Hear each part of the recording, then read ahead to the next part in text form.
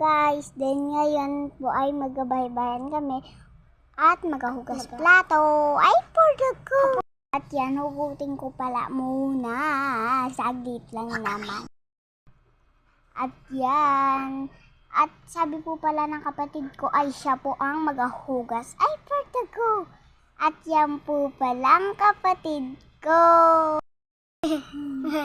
Oh, diba? Narinig niyo naman.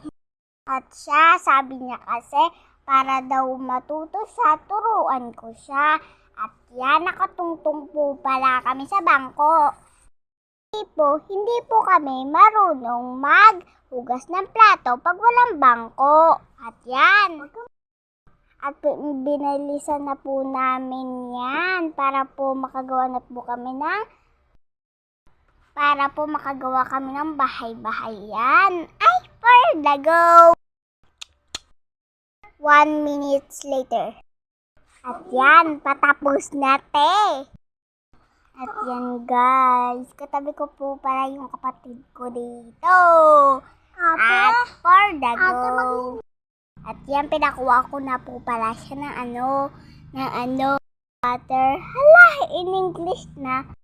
Hala, for the go. Huy!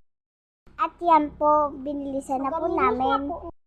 At yan po pala ay. At yan ho, ginlagyan ko na yan ng joy. Lahat ko na yan. At yan, binilisan na namin at siya nga yung nagsabon. Sabi ko, ako rin, pero ayaw niya. Sabi niya, ate, ako na lang. At yan, nilipat ko na yung pwesto nung camera.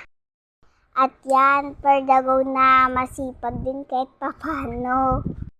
At yan, tinutulungan ko siya, pero sabi niya, ayaw niya. Laka. Ayan pala yung kapatid kong pinakamasipag sa amin. Ay, for the go! At yan, binidyohan ko naman siya. At tuwang-tuwa pa nga at marunong na daw siya. At yan po, tapos na ako maghugas.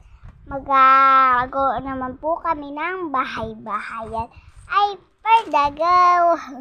Magatulog po kasi kami para po, diba magatulog po kami, tapos parang 10 po, yun.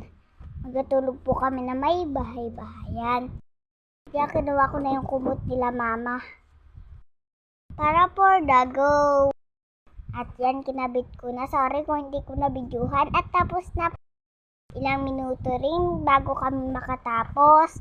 At yan. Ay, naputol pa. Pero okay.